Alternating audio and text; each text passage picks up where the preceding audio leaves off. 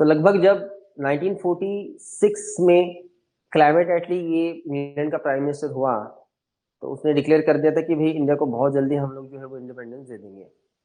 जब ये तय ही था कि इंडिया को इंडिपेंडेंस मिलेगा, तो बिल्कुल इंडिपेंडेंस इंडिया का कॉन्स्टिट्यूशन किसे कैसे रहेगा, मतलब देश कैसे रहेगा, देश का क्या कानून रहेगा, एडमिनिस्ट्रेशन सिस्टम कैसे रहेगी, ये सोचना और इसके ऊपर काम करना जरूरी। और इसी कारण कैबिनेट मिशन से ही एक कॉन्स्टिट्यूएंट असेंबली जो है उसका फॉर्मेशन हुआ। उस कॉन्स्टिट्यूएंट असेंबली में कुछ मेंबर्स रहेंगे और वो मेंबर्स देश के लिए संविधान बनाएंगे। देश का प्रॉपर एक स्ट्रक्चर डिसाइड करेगा कि कंट्री किस तरीके से रहेगा, हमारे हमारे देश के लोगों को कितने राइट्स रहेंगे, हमारे देश के लोगों की ड्यूटीज क्या रहेंगे, हमारे गवर्नमेंट्स की ड्यूटीज क्या होंगे, डीपीएसपी के द्वारा उन्हें दिया जाएगा। प्रेसिडेंट है तो प्रेसिडेंट कैसे आएगा ना, इलेक्टेड रहेगा, नॉमिनेट रहेगा, इलेक्टेड रहेगा तो फिर डायरेक्टली रहेगा, इनडायरेक्टली रहेगा। पार्लियामेंट्री सिस्टम रहेंगी कि फिर आपका प्रेसिडेंशियल सिस्टम रहेगी, फेडरल सिस्टम रहेगा कि यूनिटरी सिस्टम रहेगा, सिंगल जुरिडिक्शन रहेगा कि डबल जुरिडिक्शन, ये सारी चीजें सोचना जरूरी। और इसी कारण अब ये कॉन्स्टिट्यूएंट असेंबली मिलके एक संविधान बनाएंगी, जिस संविधान के आधार पर हमारा देश यहां से हजारों और लाखों साल इसी तरीके से चलते जाएगा। तो इसी कारण कॉन्स्टिट्यूशन को बनाने के लिए या फिर कॉन्स्टिट्यूशन बनाने का काम कॉन्स्टिट्यूएंट असेंबली करने वाला था। तो कल हमने देखा कि उसके इलेक्शंस हुए, मेंबर्स चुन के आ गए, एंड अब जो एक प्रॉपर एक बॉडी बन गया, मतलब कॉन्स्टिट्यूएंट असेंबली का बॉडी बन गया, तो अब क्या होगा, अब उनके होंगे मीटिंग्स, एंड मीटिंग्स में फिर डिसाइड होगा कि कॉन्स्टिट्यूशन बनाने का काम किस तरीके से किया जाएगा। ठीक है, यहां तक। सो फर्स्ट कॉन्स्टिट्यूएंट असेंबली का जो फर्स्ट मीटिंग अरेंज हुआ था वो हुआ था 9 दिसंबर 1946। अब बस आपने थोड़ा सा इस बात पे ध्यान देना है कि अगर ये एक असेंबली का मीटिंग है, कॉन्स्टिट्यूएंट असेंबली संविधान सभा उसकी मीटिंग है, तो मीटिंग का कोई चेयरमैन तो होगा, है ना। अब एक बात याद रखिए, कभी भी विदाउट चेयरमैन, विदाउट चेयरपर्सन वो मीटिंग स्टार्ट नहीं हो सकती, स्टार्ट नहीं हो सकती ना। मतलब जिसे हम लोग सभापति कहेंगे, या फिर आपके उस पर्टिकुलर असेंबली के जो है वो हम उसे स्पीकर भी कह सकते हैं, ठीक है, या फिर चेयरमैन, चेयरपर्सन, कुछ भी कहिए आप। बस मामला ये है कि जब तक चेयरमैन, चेयरपर्सन आएगा नहीं और वो अपना स्थान ग्रहण नहीं करेगा, तब तक तो भाई काम का शुरू नहीं होगा। क्योंकि काम को शुरू करने के लिए एक प्रेसिडेंट वहां रहना जरूरी, बिल्कुल रहना जरूरी। जब तक वो नहीं कहे कि कामकाज को, है ना, शुरुआत की जाए, तब तक शुरू नहीं होगा। लेकिन देखो मामला ये है कि कल जब हमने असेंबली के इलेक्शंस देखे और जहां देखा कि 389 सीट्स थे, उसमें से 296 सीट्स के लिए इलेक्शन हुए थे, तो इलेक्शंस तो बस मेंबर्स के लिए हुए थे ना, कि कोई एक इलेक्शन मतलब ऐसा कुछ प्रेसिडेंट या फिर चेयरमैन के लिए भी हमने देखा, ऐसा तो नहीं देखा ना। जो चुन के आए हैं असेंबली में वो सब के सब तो मेंबर्स है, कॉन्स्टिट्यूएंट असेंबली के मेंबर्स। अब मेंबर्स है और मेंबर्स में कोई प्रेसिडेंट या फिर कोई चेयरमैन नहीं है। अब अगर कोई चेयरमैन है ही नहीं, तो फिर बात ये हो जाएगी कि मीटिंग कैसे स्टार्ट करें। समझ में आई क्या बात। अगर स्थिति ऐसी है, अगर स्थिति ऐसी है, तो बेटर वे हम एक काम करते हैं, हम एक एड होक प्रेसिडेंट, मतलब जिसे हम लोग टेम्पररी प्रेसिडेंट कहेंगे, अगर हम लोग कोई टेम्पररी प्रेसिडेंट को अपॉइंट कर ले, तो मतलब एटलीस्ट कोई टेम्पररी आएगा, है ना, चेयर पर्सन बन के वो एटलीस्ट एक दो मीटिंग चलाएगा, और तब हम लोग एक परमानेंट प्रेसिडेंट को अपॉइंट कर लेंगे। ठीक है, ठीक है। सो फर्स्ट डे 9 दिसंबर फर्स्ट मीटिंग बहुत जरूरी है। एटलीस्ट आपने कुछ मीटिंग्स को ध्यान रखना, बहुत, ये फर्स्ट मीटिंग है तो इसका इंपॉर्टेंस तो बहुत ज्यादा है। फर्स्ट मीटिंग का एक एड होक प्रेसिडेंट के नाम से या फिर एक टेम्पररी चेयरमैन के नाम से हमने संविधान सभा के ही मेंबर्स में से एक मेंबर चुनना है। एक मेंबर हम लोग चुनेंगे, वो जो चुन के आए हैं उन्हीं मेंबर्स में से। तो हमने एज अ टेम्पररी प्रेसिडेंट के नाम से जिन्हें चुना था वो थे एस.पी. सिन्हा। इन्हें चुनते समय, इन्हें अपॉइंट करते समय हमने ये सिस्टम एक्चुअली कहीं से लिया है। क्योंकि देखो बात ये हो जाएंगे कि जितने मेंबर्स आए हैं, जितने मेंबर्स हैं असेंबली के, टोटल तो 389 है ना, टोटल तो 389 है। अब जितने मेंबर्स है उसमें से एक मेंबर चुनना थोड़ा टफ है ना, क्योंकि मसला ये है कि एसपी सिन्हा ही क्यों, बाकी और कोई क्यों नहीं, है ना, ये हो सकता है ना। तो हमने इनको अपॉइंट करते समय फ्रांस का एक सिस्टम उठाया। फ्रांस में सुन लो पहले क्या सिस्टम है। फ्रांस में ऐसा है कि फ्रांस में जब ऐसी सिचुएशन रहे, मतलब किसी असेंबली का मीटिंग है और उस मीटिंग का अब तक कोई चेयरमैन नहीं है, क्योंकि जो चुन के आया वो उस मेंबर है, तो उस समय में उस मीटिंग को स्टार्ट करने के लिए जो टेम्पररी प्रेसिडेंट हम लोग रखेंगे, तो फ्रांस का रूल ये कहता है कि जितने लोग हैं उसमें से जो most senior and experience person है, आप उन्हें एज एड होक प्रेसिडेंट अपॉइंट कर लो। और उसी कारण संविधान सभा में उस टाइम के जो मोस्ट सीनियर पर्सन थे वो एसपी सिन्हा थे, और इसी कारण ये बनते हैं हमारे कॉन्स्टिट्यूएंट असेंबली के एड होक प्रेसिडेंट। ठीक, क्लियर। फ्रांस का सिस्टम लिया है, लिखो, फ्रांस से हमने लिया है वो सिस्टम। हम वाइस प्रेसिडेंट भी देखेंगे, आप तब तक फ्रांस के बारे में लिखो। जैसे हमने as a temporary president SP Sinha, तो जो वाइस प्रेसिडेंट था टेम्पररी, वो अपॉइंट किए गए थे फ्रैंक एंथनी। ये फर्स्ट मीटिंग,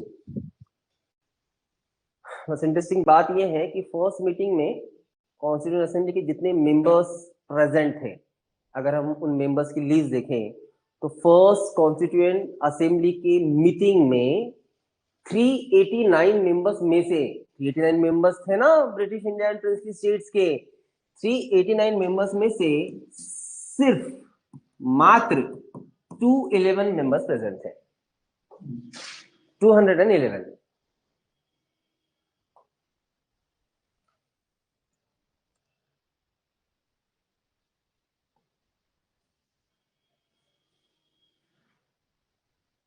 इतने सारे लोग गायब है,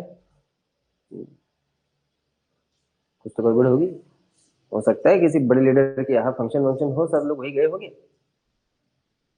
कुछ तो रीजन होगा ना, क्योंकि बहुत बहुत अच्छा है। और ऐसी भी बात नहीं कि यहाँ कोई हम लोग बेवजह मिल रहे हैं। भाई ये तो हमारे कंट्री के लिए इतना प्रीशियस मतलब समय है, प्रीशियस टाइम है, कि भाई उन लोगों को चांस मिल रहा है, या फिर कुछ मेंबर्स को चांस मिल रहा है कि वो कंट्री का कॉन्स्टिट्यूशन बनाने की, है ना, उस प्रोसेस में वो सहभाग हो, या फिर उनका सहभाग रहे। इससे अच्छा तो मतलब इनसे ज्यादा हम लोग लकी तो किसी को कहेंगे ही नहीं।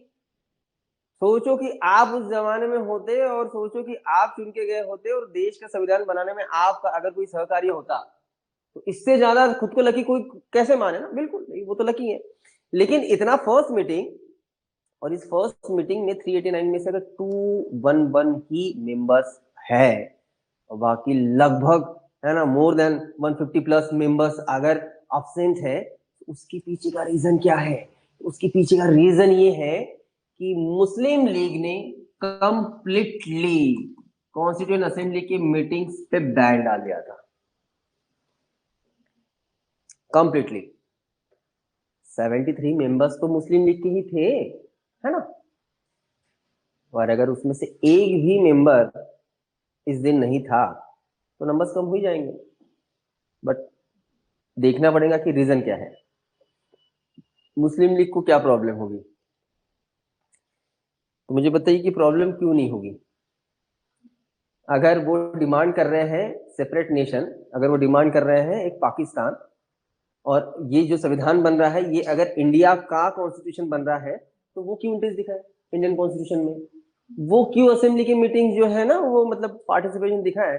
इसलिए मुस्लिम लीग के कोई लीडर यहाँ नहीं थे, मुस्लिम लीग के लीडर्स ने, मुस्लिम लीग ने बैन कर दिया। तो ये एक कारण हुआ कि इस मीटिंग में सिर्फ 211। सेकेंड रीजन और है, सेकेंड रीजन ये कि जो प्रिंसली स्टेट्स के जो रिप्रेजेंटेटिव्स थे, 93 रिप्रेजेंटेटिव्स थे, 93 जगह थी प्रिंसली स्टेट्स के रिप्रेजेंटेटिव्स को, प्रिंसली स्टेट्स ने भी फर्स्ट मीटिंग में आने के लिए मना कर दिया, मतलब उनका भी कोई रिप्रेजेंटेटिव नहीं था। तो बात ये हो जाती कि प्रिंसली स्टेट्स को क्या प्रॉब्लम है। तो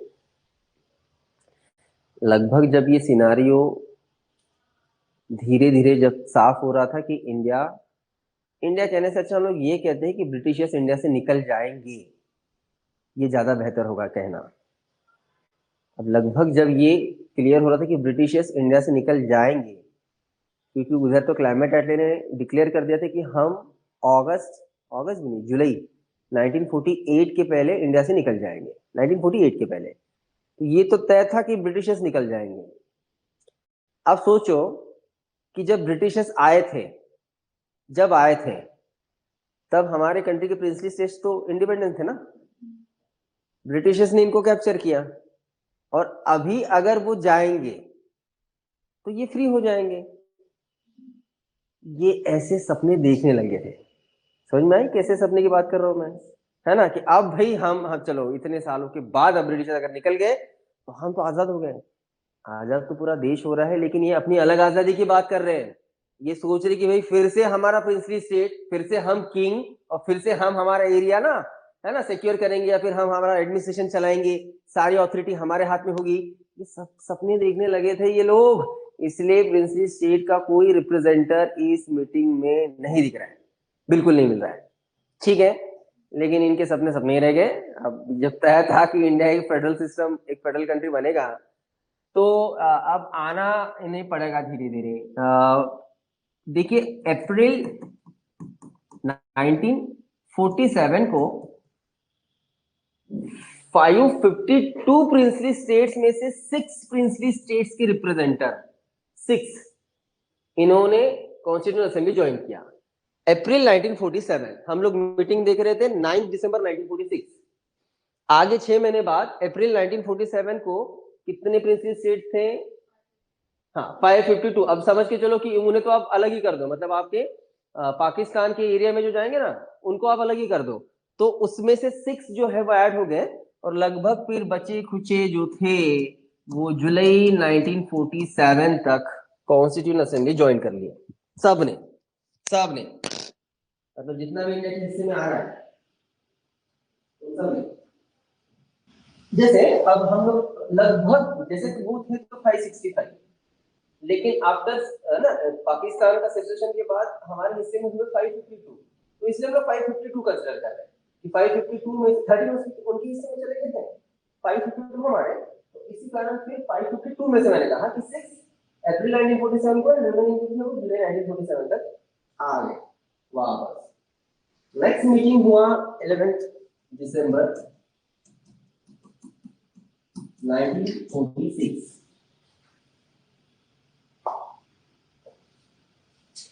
और ये मीटिंग देखना इसलिए जरूरी हो जाता है क्योंकि इसी मीटिंग में कॉन्स्टिट्यूशन असेंबली के परमानेंट प्रेसिडेंट जो है वो अपॉइंट होंगे। संविधान सभा के अध्यक्ष कौन रहेंगे ये क्लियर हो गया, ये क्लियर हो गया। लगभग तय भी था कि भाई यही पर्सन होंगे, और उसी हिसाब से 11 दिसंबर 1946 को परमानेंट चेयरमैन प्रेसिडेंट के नाम से पर्सन आते हैं डॉक्टर राजेंद्र प्रसाद। ये वाले हमारे संविधान सभा के अध्यक्ष। तो डिप्टी चेयरमैन के नाम से H.C. मुखर्जी को चुना गया। H.C. मुखर्जी पहले कॉन्स्टिट्यूशन असेंबली के डिप्टी चेयरमैन एक ही थे, H.C. मुखर्जी।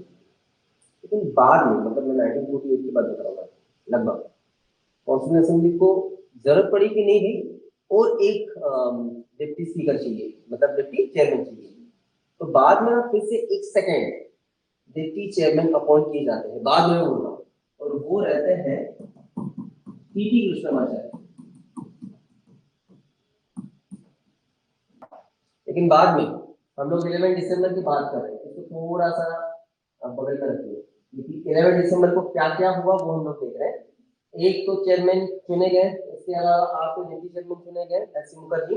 इसके अलावा एज एडवाइजर कॉन्स्टिट्यूशन असेंबली के चुने गए थे B.N. राव।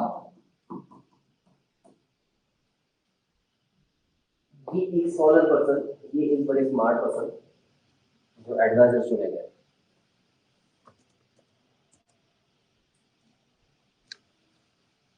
सेक्रेटरी चुने गए थे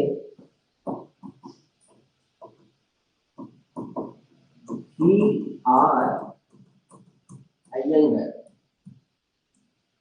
ये हुआ इनका सेकेंड मीटिंग।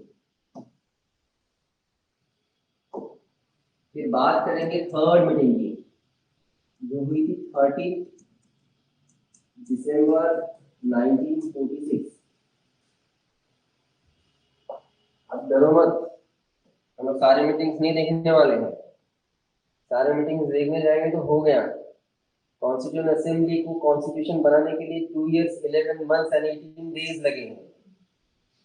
इस दौरान इनकी 166 मीटिंग्स हुए हैं, 11 सेशंस हुए हैं। तो इतना सारा मटेरियल एंड मैटर हम लोग रोज के सेशन देखने लगे, हो गया। फिर सिर्फ सेशन ही देखते रह जाएंगे ना, फिर क्या हमारा सिस्टम है एडमिनिस्ट्रेशन का वो रह जाएगा। ठीक है, तो जो इंपॉर्टेंट मीटिंग्स है वही देख रहे हैं। 13 दिसंबर का सेशन, ये बहुत मतलब मीटिंग ये बहुत ज्यादा जरूरी हो जाता है। और वो इसलिए जरूरी हो जाता है क्योंकि 13 दिसंबर को पंडित जवाहरलाल नेहरू इन्होंने रिजोल्यूशन ऑफ ऑब्जेक्टिव्स इसे रखा। आप यहां आए हैं तो आपके उद्देश्य क्या है? बेटा बोर हो जाता तो हम नहीं सोचे चलो क्लास लगाए, ऐसा तो नहीं है। अच्छा, कुछ तो लाइफ में करना है, एडमिनिस्ट्रेशन में जाना है, क्लास और ऑफिसर होना है। ठीक है, अगर ये आपके ऑब्जेक्ट्स हो गए तो यहाँ ये जो कॉन्स्टिट्यूएंट असेंबली है इनकी भी तो कुछ ऑब्जेक्ट्स हो गए ना, हो गए ना, वो साथ में क्यों आए? अब इसका आंसर आपका ये बिल्कुल नहीं रहना चाहिए कि इनका ऑब्जेक्ट संविधान बनाने का था। ठीक है, संविधान बनाने की थी मानेंगे, अरे लेकिन संविधान कैसा, उसके तो कुछ ऑब्जेक्ट्स रहेंगे।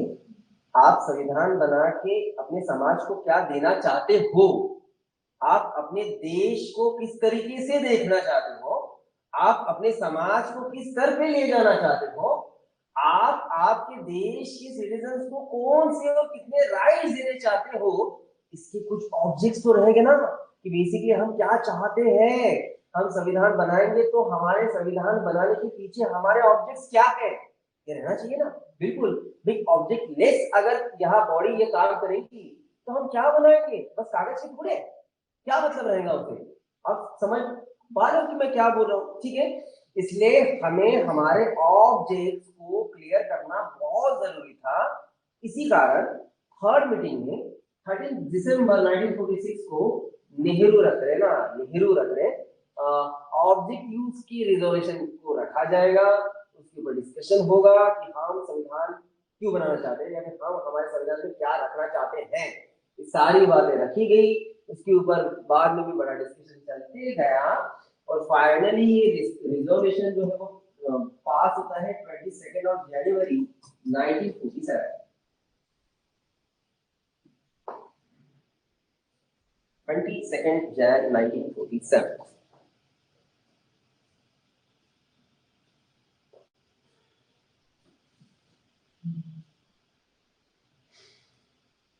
और बेसिकली क्या ऑब्जेक्ट्स हैं हमारे? अच्छा, किसी मतलब कोई बता पाएगा कि क्या ऑब्जेक्ट्स क्या है हमारे? लेकिन हमारे संविधान के अभी भी ऑब्जेक्ट्स है ना, अभी भी है ना।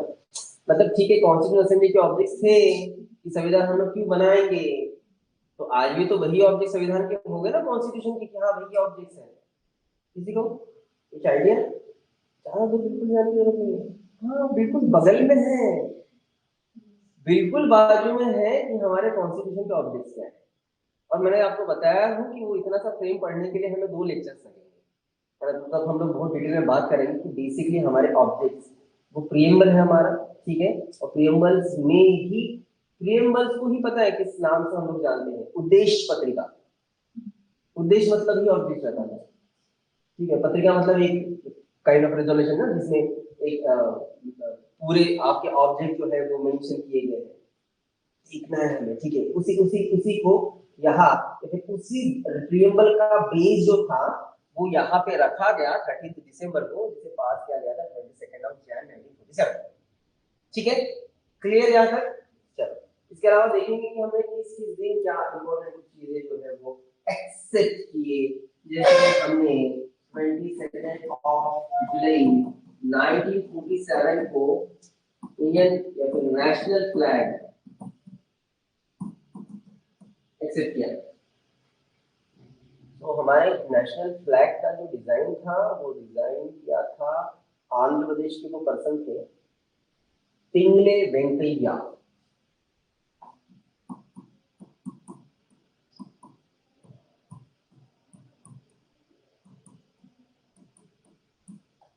पिंगले वेंकैया जिन्होंने हमारा नेशनल फ्लैग डिजाइन किया।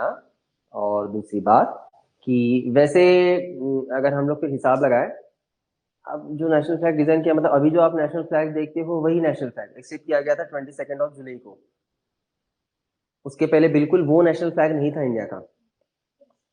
उसके पहले अलग अलग डिजाइन हमने देखे हैं। तो एक बहुत कॉमन क्वेश्चन बन सकता है कि भाई जब जो नेशनल फ्लैग 22 ऑफ जुलाई 1947 को एक्सेप्ट किया गया वो किस रैंक इन द सेंस कौन से क्रमांक का था? 6th, यस 6th नंबर का था वो। ठीक है, उसके पहले ऐसे 5 अलग अलग फ्लैग्स हमने देखे हैं।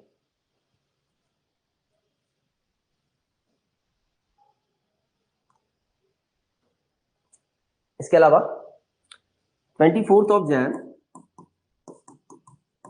1950 को हमारे कंट्री के फर्स्ट प्रेसिडेंट के नाम से कौन आते हैं? प्रसाद यस। इसी दिन हम हमारा नेशनल एंथम एंड हमारा नेशनल सॉन्ग भी एक्सेप्ट करते हैं। National anthem and national song. हमारा नेशनल सॉन्ग क्या है?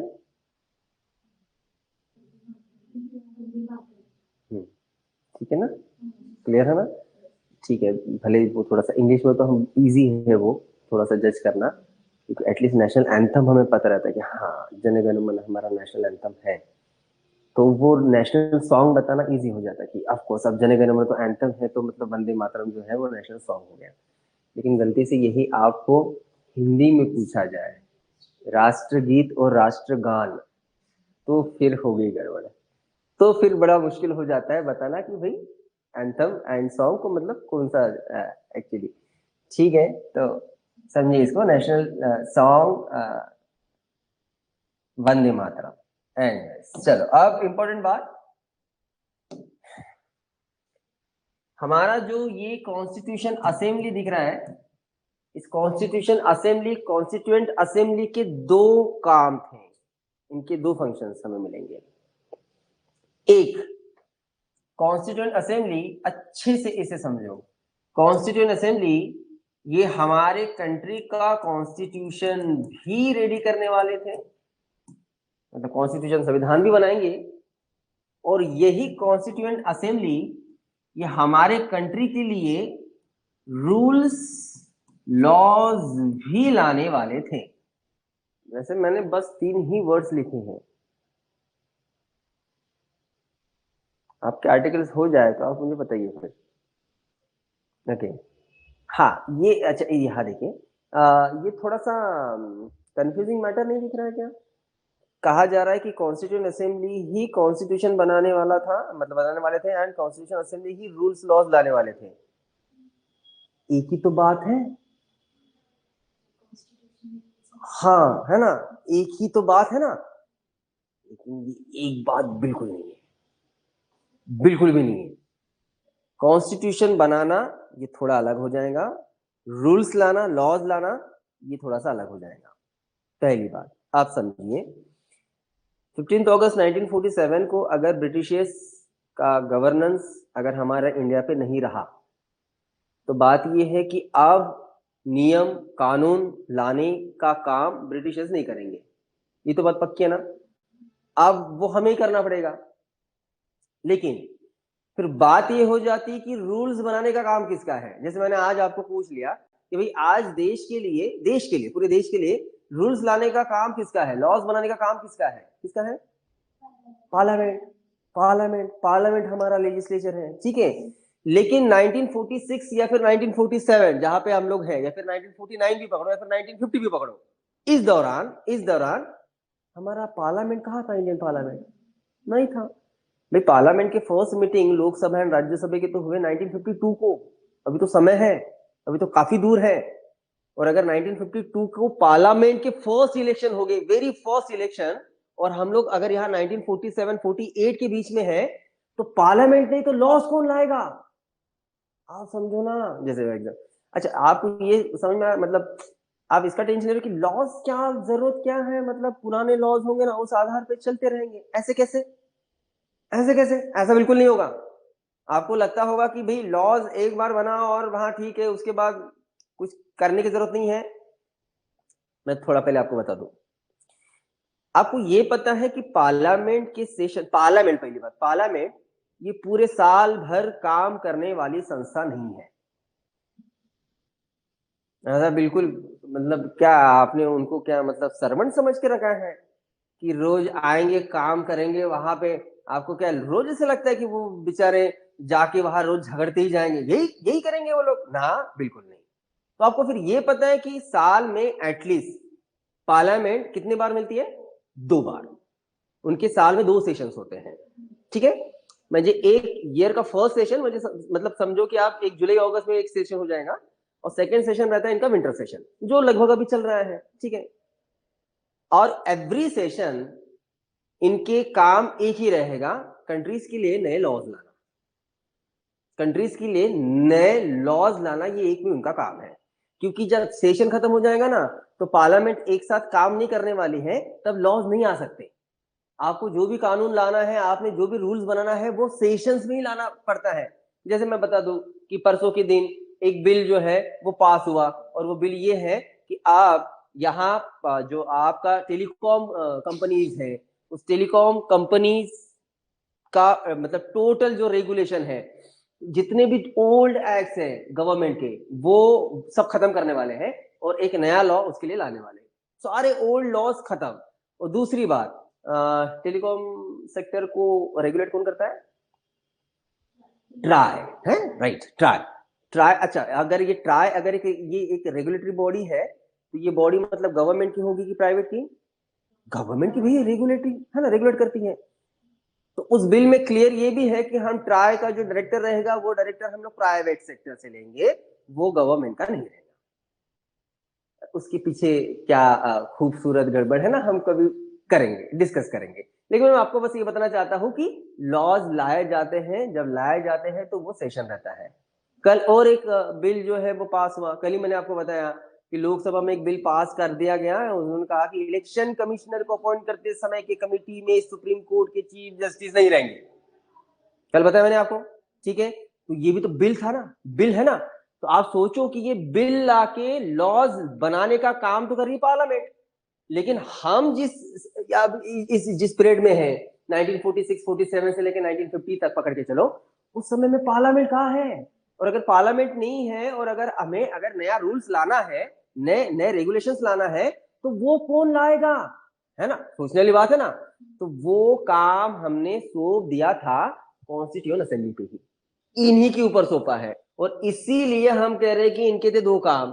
बेसिकली इनका जो मेन काम है वो तो कॉन्स्टिट्यूशन की ही है ना, निर्मित करना है। तो कॉन्स्टिट्यूशन तो ये बनाएंगे, लेकिन साइड बाय साइड यही कॉन्स्टिट्यूशन असेंबली पार्लियामेंट जैसे भी बिहेव करेंगी, और ये ही हमारे कंट्रीज के लिए उस समय के लिए नए रूल्स भी लाने वाली है, लॉज भी लाने वाली है। तो उस आधार पे हमारे आजाद देश का फर्स्ट पार्लियामेंट ये कॉन्स्टिट्यूशन असेंबली ही हो जाता है। एक चीज को थोड़ा सा आपने समझ लेना है, जैसे आज पार्लियामेंट के जो भी काम चलते हैं, हाउसेस, लोकसभा एंड राज्यसभा।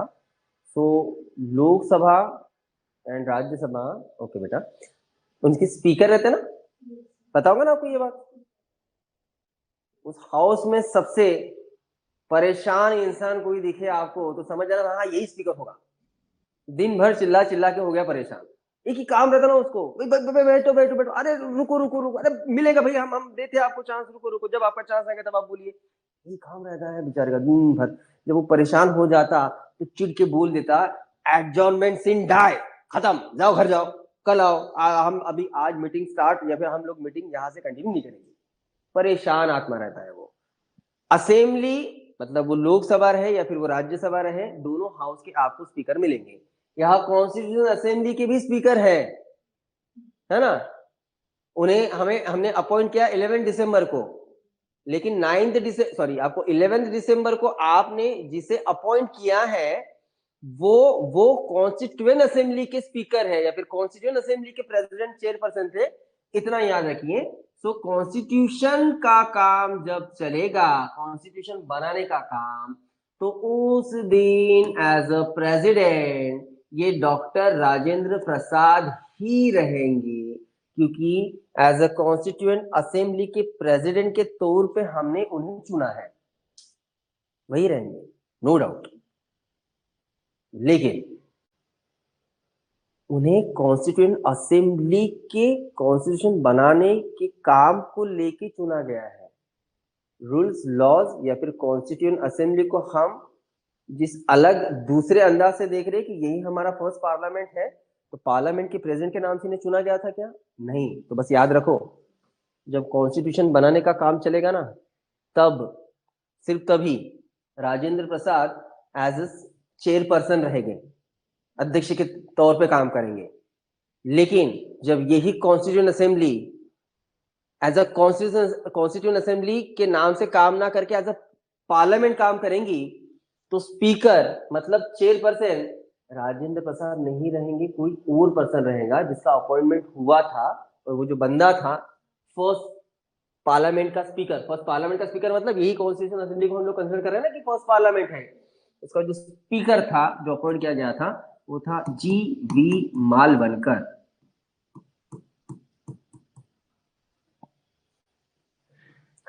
ऐसे जी.वी. मालवनकर भी ऊंची पर्सनैलिटी है।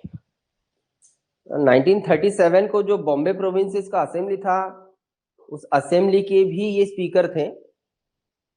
1937 की बात कर रहा हूं मैं, बॉम्बे प्रोविंस की असेंबली से। इसके अलावा यहाँ कॉन्स्टिट्यूशन असेंबली जो पार्लियामेंट जैसे बिहेव कर रही है, उसके भी वो प्रेसिडेंट ही है।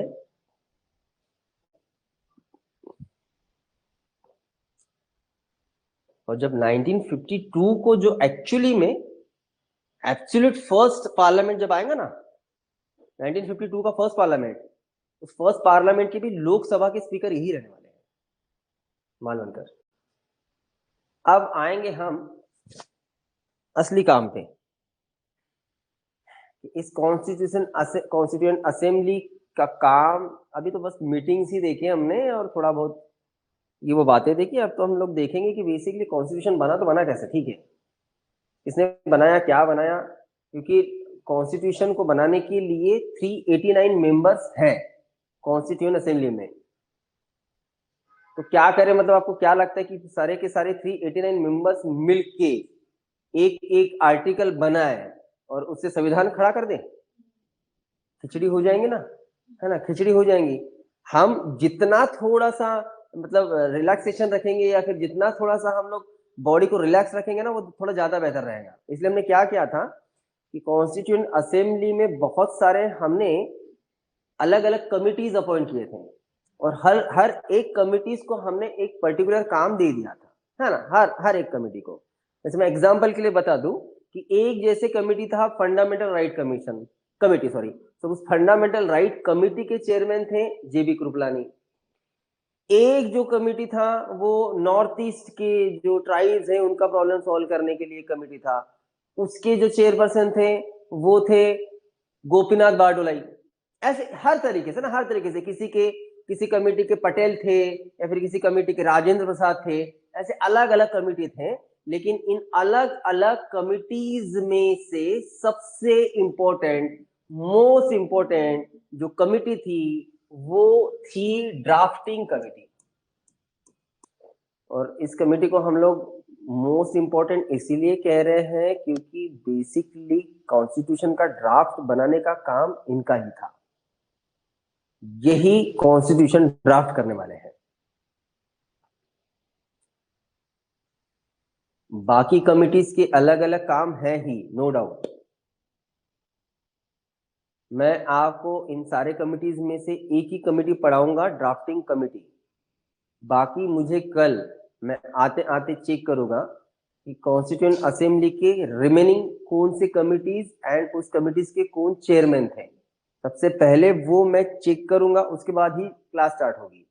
अगर नहीं लाओगे तो मैं वही आपसे काम करवाऊंगा। याद से आपने रेफरेंस बुक यूज करना है लक्ष्मीकांत सर के अलावा आपको दूसरी कोई बुक यूज करने की जरूरत नहीं है, ठीक है, कोई जरूरत नहीं है। दूसरी बात कि हम जो भी क्लास में पढ़ रहे हैं उसको आप अच्छे से बुक में पढ़ लीजिए। अगर आपने वो नहीं पढ़े तो बाद में जब 2-4 दिन 6-8 दिन के बाद पढ़ने जाओगे आपको बुक का लैंग्वेज नहीं समझ में आएगा, बिल्कुल नहीं समझ में आएगा। इसलिए यहां पढ़ो, कंसेप्ट समझो, घर जाके बुक पढ़ो, तो आप उसे सही तरीके से टैली कर पाओगे। नहीं तो बाद में सब गड़बड़ हो जाएंगी। क्लास से निकल रहे हो तो वाह वाह वाह मजा आ गया पढ़ के, और घर जाके आपने काम ही नहीं किया, 4 दिन बाद भूल होंगे ना आप। या फिर खुद ट्राई कर लो या फिर नया टॉपिक ले लो, तो नया टॉपिक ले, काम करो। कल कोई नया टॉपिक आप पढ़ के आओ लक्ष्मीकांत सर की बुक से, और मुझे बताओ कि भाई हाँ हाँ सर इतना क्या मजा है, वाह वाह क्या कंसेप्ट है, बता दो। है ना, तो हेवी है ना, वर्डिंग बहुत हेवी है क्योंकि कंसेप्ट भी वैसे है, तो वो पल्ले नहीं पढ़ने वाला। तो हम यहाँ पढ़ेंगे, आप घर में जाके आराम से बुक पढ़ो तो वो समझ में आएगा। लक्ष्मीकांत सर का बुक आपने लेना है, एम लक्ष्मीकांत, ठीक। कमिटीज कल मैं चेक करूंगा। सबसे पहले ऑनलाइन आपने मुझे व्हाट्सअप करना है, ठीक है, याद से करना है बिल्कुल। चलो, सो हम बात करेंगे ड्राफ्टिंग कमेटी की। ड्राफ्टिंग कमेटी के चेयरमैन जो 29 अगस्त को 1947 इसके चेयरमैन बने थे, वो थे doctor Ambedkar.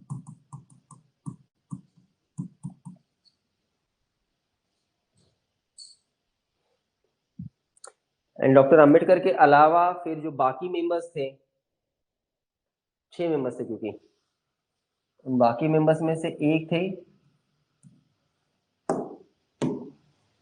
Gopal Swami Iyer,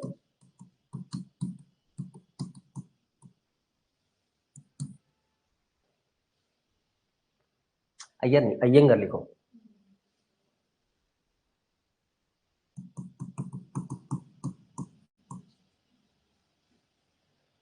then Krishna Swami Iyer,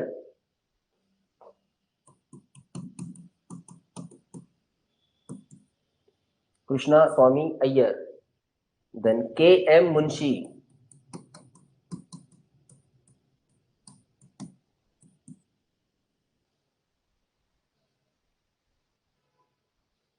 then Mohammad Sadulla,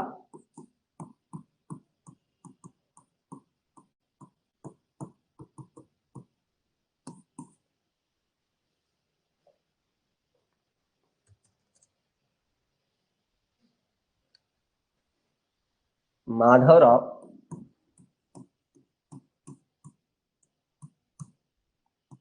and T Krishnamachari. पर बात ये है कि हमने अभी जो मेंबर्स देखे हैं उन मेंबर्स में से ये जो लास्ट जो मेंबर्स हैं, ये लास्ट 2 मेंबर्स रिप्लेस थे, ठीक है। मतलब जब ड्राफ्टिंग कमेटी अपॉइंट हुआ था तो ओरिजिनल मेंबर्स में ये लिस्ट नहीं थी। मतलब बाकी सब लोग जैसे कि वैसे थे, डॉक्टर अंबेडकर से लेके तो मोहम्मद सादुल्ला तक। नीचे के जो 2 मेंबर्स है ना वो रिप्लेस थे, मतलब वो किसी के जगह पे आए थे। तो माधव राव ये बी एल मित्तर के जगह आए थे।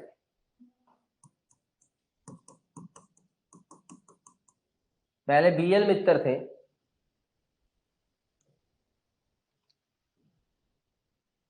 बी एल मित्तर ने रिजाइन किया, इसलिए माधव राव बने। एंड टी कृष्णमाचारी आए थे डीपी खेतान की जगह पे।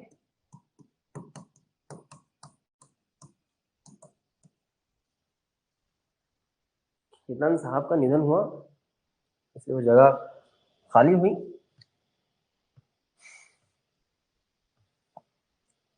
और इसलिए खेतान अपॉइंट होते हैं। सॉरी, आपके टी कृष्णमाचारी।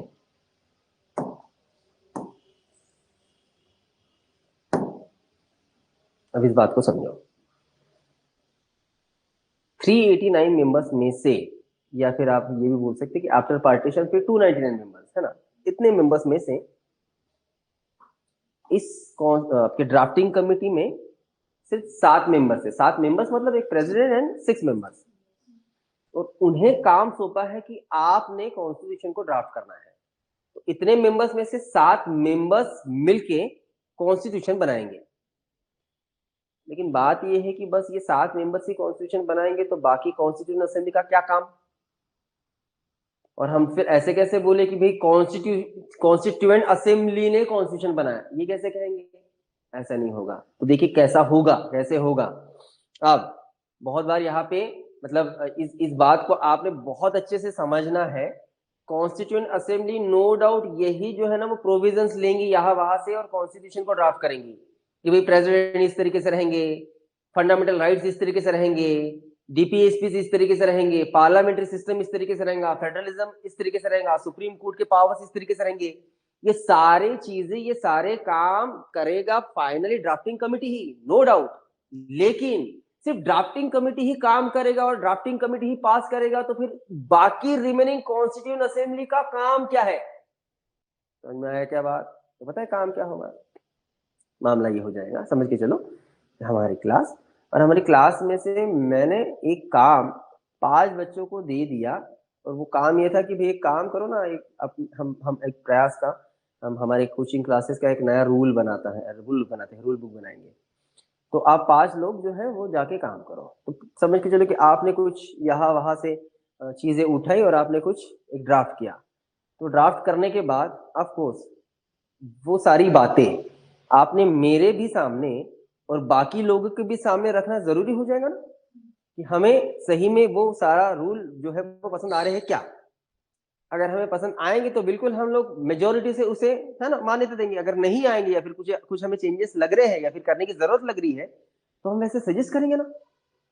फिर सेम यहाँ ड्राफ्टिंग कमिटी जो कॉन्स्टिट्यूशन ड्राफ्ट करेंगी, तो ड्राफ्ट करेंगी तो एक्चुअली इन्होंने ड्राफ्ट किए हुए प्रोविजंस को रखा जाएगा कॉन्स्टिट्यूएंट असेंबली के सामने, मतलब आपके सारे मेंबर्स के सामने। समझ में आई बात? वहां से पका के लाया जा रहा है, इन्हें परोसा जा रहा है, पूछा जा रहा है बताइए, टेस्ट करके बताइए, है ना, नमक ठीक है, ठीक है, तीखा वीखा ठीक है, और कुछ डालना है ऊपर से। अगर पसंद आए तो कोई बात नहीं, हाँ हाँ भाई बहुत बढ़िया टेस्टी। अगर लग रहा है कि नहीं नहीं नहीं थोड़ा सा ना फीका हो गया, हाँ तीखा कर देंगे। समझ में आई बात? तो यहाँ प्रोविजंस को ड्राफ्ट करने का काम ड्राफ्टिंग कमेटी करेंगी, प्रोविजंस बनाएंगी, प्रेसिडेंट ऐसे रहेंगे, सुप्रीम कोर्ट ऐसे रहेंगे, और उस बात को रखा जाएगा फिर बाकी सारे मेंबर्स के सामने। मेंबर्स अपनी राय देंगे, और राय देने के बाद उसके ऊपर वोटिंग होगा ना, वोट होगा ना, वोटिंग होगा ना, मेजोरिटी में अगर उसे पास किया, प्रोविजन पास। चलो नेक्स्ट प्रोविजन लाएंगे फिर। तो ये जो कॉन्स्टिट्यूएंट असेंबली, सॉरी आपका जो ड्राफ्टिंग कमेटी ड्राफ्ट रखेंगे, तो उन्होंने ऐसे 3 ड्राफ्ट रखे थे, 3 ड्राफ्ट कॉन्स्टिट्यूएंट असेंबली के सामने ड्राफ्टिंग कमेटी ने। ठीक बेटा, और उसमें से फर्स्ट ड्राफ्ट कॉन्स्टिट्यूएंट असेंबली ने रखा फेब 1948। बहुत बड़ा ड्राफ्ट था, इसके ऊपर बहुत डिस्कशन, डिबेट, ओके बेटा, बहुत सारी चीजें चली। यकीन मानिए 8 मंथ्स डिस्कशन चला इसके ऊपर, 8 मंथ्स फर्स्ट ड्राफ्ट पे, तब जाके पूरा डिस्कशन फाइनली फिर खत्म हुआ। फर्स्ट ड्राफ्ट का लंबा चला इसके ऊपर काम। फेब 1948 को first draft, 8 months discussion. Second draft रखा गया था, ये फर्स्ट है, सेकेंड ड्राफ्ट रखा गया था अक्टूबर 1948, एंड लास्ट ड्राफ्ट रखा गया था थर्ड 4 नवंबर 1948। 3 ड्राफ्ट रखे गए, फाइनल ड्राफ्ट 4 नवंबर 1948। इस पूरे काम के दौरान ना समझ के चलो कि लगभग जो जिसे हम लोग कहेंगे सजेशंस, या फिर जिसे हम लोग कहेंगे अमेंडमेंट्स के सजेशंस, लगभग 7,500 इतने अमेंडमेंट के सूचनाएं दी गई थी कि नहीं भाई ये ऐसा नहीं है ऐसा करो, ये वैसा नहीं है वैसा करो, लगभग 7,500। और इतने 7,500 में से लगभग 2,500 अमेंडमेंट्स किए भी गए। समझ में आया क्या? मतलब जितनी सूचनाएं थी जो 7,500 के आसपास थी, उसमें से 2,500 चेंजेस किए भी गए। तो ड्राफ्ट रखे गए, डिस्कशन हुआ। अब सीधा सीधा मामला था कि अब इसके रीडिंग्स हो गए। अब ये रीडिंग्स क्या रहते हैं मैं आपको थोड़ा बता दूं, थोड़ा ही बताऊंगा, ज्यादा नहीं बताऊंगा, क्योंकि ज्यादा बताने के लिए मतलब पढ़ने के लिए पार्लियामेंट में पढ़ेंगे तब। आपको अगर ऐसा लगता होगा कि बिल विल पास करना, नियम लाना बड़ा इजी टास्क है, ऐसा नहीं। उसको एक पूरे प्रोसीजर से जाना पड़ता है, कंप्लीट प्रोसीजर से। मैं बस ऊपर ऊपर ही बता दे रहा हूं आपको। किसी भी बिल को पास होने के लिए, कोई भी बिल जब पास होके बिल बनता है ना, तो उसको 5 स्टेजेस से जाना पड़ता है और उसके 3 रीडिंग्स होते हैं। 5 स्टेजेस, 3 रीडिंग क्या है अभी नहीं बता, भटकना है हमें, नहीं भटकना, हाँ नहीं, ठीक है। लेकिन किसी भी बिल को पास होने के लिए 5 स्टेजेस और 3 रीडिंग से वो जाएगा। ये कंप्लीट प्रोसीजर करने के बाद ही वो बिल पास होगा, ये हम लोग कह सकते हैं। तो 5 स्टेजेस तो ठीक है, अभी यहाँ पे आपने नहीं देखना है क्योंकि यहाँ पे एक ही हाउस था, कॉन्स्टिट्यूशन असेंबली। लेकिन अच्छा, ये हम लोग बोल रहे हैं ना कि बिल को 3 रीडिंग से जाना पड़ता है, 3 रीडिंग से जाना पड़ता है, तो 3 रीडिंग से जाने के बाद वो बिल पास होगा, ऐसा कहेंगे हम लोग, ठीक है। तो यहाँ तो कॉन्स्टिट्यूशन के ड्राफ्ट हैं। अब ये पूरे कॉन्स्टिट्यूशन के ड्राफ्ट पे भी तुम समझ के चलो, जो डिबेट चला, डिस्कशन चला, अब वोटिंग होगा ना, अब प्रोसीजर होगा ना सामने का, तो ये भी 3 रीडिंग से जाएगा। तो 3 रीडिंग से जाने के बाद ही ये पास होगा। तो अभी बस आपने डेट्स लिखना है कि फर्स्ट रीडिंग कब से कब तक चला, सेकंड रीडिंग कब से कब तक चला। बाकी ये स्टेजेस एंड रीडिंग क्या रहता है ना, हम लोग ये लोकसभा में देखने ही वाले हैं।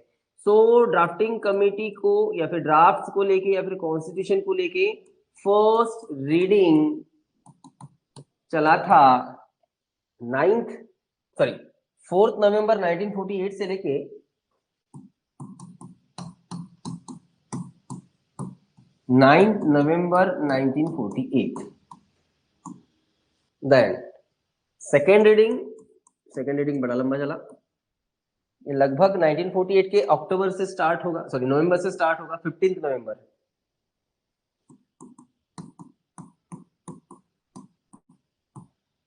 तो उधर चलेगा वो अक्टूबर 1948 तक, 17 अक्टूबर।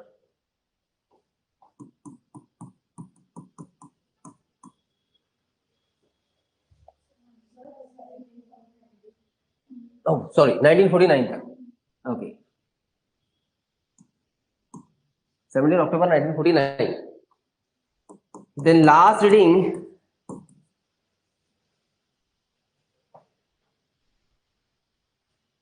ये 14 नवंबर 1949 से स्टार्ट होगा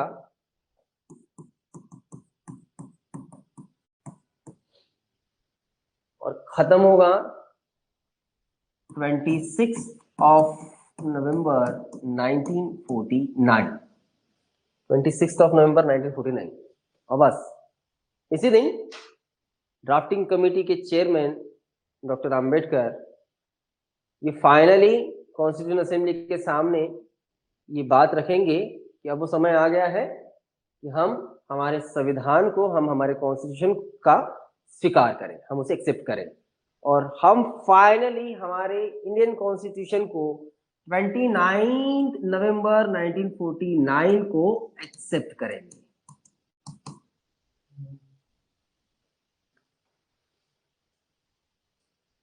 ये दिन वो है जब हमने कॉन्स्टिट्यूशन एक्सेप्ट किया। जिस दिन हमने कॉन्स्टिट्यूशन एक्सेप्ट किए उस दिन कॉन्स्टिट्यूएंट असेंबली से 284 मेंबर्स प्रेजेंट थे। मतलब कितने मेंबर्स प्रेजेंट नहीं थे? बहुत इजी है, 15। हाँ, 299 थे ना आफ्टर पार्टीशन, पाकिस्तान निकल जाने के बाद, उसमें से 284 है, तो 15 ही मेंबर्स जो है वो गायब हो गए, ठीक है। इतने मेंबर्स थे, ठीक। अब आप दिन देखिए कि हमने जिस दिन कॉन्स्टिट्यूशन का स्वीकार किया 26 नवंबर 1949। और अगर आप गौर से देखो 15, यस बेटा, आप गौर से देखो तो देखो, थोड़ा सा साइड में नजर डालो, देखो देखो देखो इधर राइट साइड में, आपके लेफ्ट साइड में अगर आप देखोगे तो डेट क्या मेंशन किया है, 26 नवंबर 1949। ठीक है, एक बहुत बात मतलब ये बहुत इंपॉर्टेंट बात है कि हमारे प्रीएम्बल में हम जिस दिन रिपब्लिक हुए ना वो डेट मेंशन नहीं है, हमने जिस दिन हमारे है ना कॉन्स्टिट्यूशन को एक्सेप्ट किए वो डेट मेंशन है कि भाई आज हम इसका स्वीकार करते हैं। बहुत इंपॉर्टेंट बात है। अब और एक जरूरी बात कि देखा जाए तो उस समय अब इतना मेहनत करने के बाद अगर हमारे इंडिया का कॉन्स्टिट्यूशन बना है तो बस एक्सेप्ट मत करो ना, लागू भी कर दो ना, खत्म करो, क्योंकि जरूरत तो बहुत है, बहुत जरूरत है हमें और बहुत जल्द से जल्द जरूरत है। लेकिन फिर भी हमने इसे लागू नहीं किया, बस एक्सेप्ट किया था। हम लगभग 2 महीने रुके और 2 महीने रुकने के बाद हमने हमारे कॉन्स्टिट्यूशन को लागू किया। तो वो बेसिकली इंप्लीमेंट होता है 26 जनवरी 1950। इसमें लगभग 2 महीने का जो गैप दिख रहा है तो वो क्यों, क्योंकि जरूरत तो बहुत थी, जरूरत बहुत थी कि जल्द से जल्द कॉन्स्टिट्यूशन लागू हो। क्या जरूरत थी क्या नहीं देखेंगे हम लोग, बात करेंगे बाद में, हमने देखना ही है। लेकिन फिर भी हमने 2 मंथ पेशेंस रखा।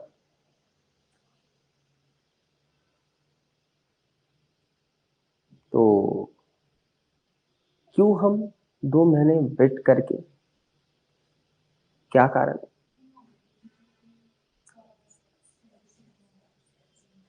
अरे बड़ा हिस्टोरिकल रीजन है इसके पीछे। हम हिस्ट्री पढ़ते समय 1929 का लाहौर सेशन पढ़े हैं। लाहौर सेशन में फर्स्ट टाइम पूर्ण स्वराज का डिमांड किया था नेहरू ने, याद है? और उसी के चलते फिर हमने ये माना कि भाई हम एक दिन डिसाइड करेंगे कि हम जिस दिन शपथ लेंगे कि हम आजाद हैं, और वो दिन ही तो हमने चुना था 26 जनवरी 1930। उस दिन हमारे कंट्री में फर्स्ट टाइम इंडिपेंडेंस सेलिब्रेट किया गया था कि भाई हम आजाद हो गए, 26 जनवरी 1930 की बात। इसलिए वो बड़ा ऐतिहासिक है हमारे लिए, और इसीलिए हमने यही डेट चुनी कि भाई इस दिन हम लोग रिपब्लिक हो गए, इस दिन कॉन्स्टिट्यूशन जो है वो अप्लाई होगा हमारे कंट्री में। और इसी कारण 2 महीने के बाद इस दिन, ये सभी को ही पता है कि 26 जनवरी 1950 से या फिर 26 जनवरी ये हमारे लिए रिपब्लिक डे है। लेकिन 26 नवंबर को हम फिर क्या सेलिब्रेट करते हैं? संविधान दिवस, है ना, कॉन्स्टिट्यूशन डे। सो पहले से करते हैं क्या हम? हाँ, हम लोग पहले से नहीं करते थे, इस दिन को सेलिब्रेट हम लोग पहले से नहीं करते थे। 2015 मोदी गवर्नमेंट ने ये डिसीजन लिया था। 2015 से हम एवरी ईयर 26 नवंबर इसे एज अ कॉन्स्टिट्यूशन डे के नाम से सेलिब्रेट करते हैं, संविधान दिन। ठीक, जब कॉन्स्टिट्यूशन लागू हुआ तो तब क्या था क्या नहीं, मैं बताता हूँ। 2 मिनट पहले थोड़ा सा हम लोग देख लेते हैं। मैंने आपको कहा कि देखिए ना, जल्द से जल्द संविधान हमारे देश पे लागू हुई, ये बहुत ज्यादा जरूरी था। फिर भी हम रुके भाई, बार बार तो दिन नहीं आने वाला ना वो, और अगर जनवरी पास में ही है तो रुक जाते ना, काइंड ऑफ ऐसा था। लेकिन फिर भी कुछ कॉन्स्टिट्यूशन के कुछ आर्टिकल्स ना जल्द से जल्द लागू होना जरूरी था, जल्द से जल्द। हम पूरा कॉन्स्टिट्यूशन पहले लागू नहीं कर रहे हैं, वो हम 26 जनवरी को करेंगे। लेकिन हमने जिस दिन कॉन्स्टिट्यूशन को एक्सेप्ट किया ना, मतलब 26 नवंबर को, उस दिन हम कुछ आर्टिकल्स जो है वो इंडिया पे पहले ही लागू कर देंगे, क्योंकि जरूरत है, जरूरत है। सो इंडियन कॉन्स्टिट्यूशन के आर्टिकल 394 में ये प्रोविजन था कि भले ही पूरा कॉन्स्टिट्यूशन या फिर कॉन्स्टिट्यूशन ये 26 जनवरी को हम लोग इंप्लीमेंट करेंगे, लेकिन अभी कुछ आर्टिकल्स की जरूरतें हैं। इस कारण हम कुछ आर्टिकल्स ये 26 नवंबर को ही लागू कर रहे हैं। समझ में आ रही है क्या बात? 394 आर्टिकल्स ये कह रहा है कि कॉन्स्टिट्यूशन में जितने आर्टिकल्स है ना वो, या फिर पूरा कॉन्स्टिट्यूशन जो है ना वो लागू होगा जनवरी में, लेकिन अभी कुछ जो आर्टिकल्स की जरूरत है या फिर कुछ रूल्स की जरूरत है, इसलिए हम कुछ ही आर्टिकल्स लागू कर रहे हैं।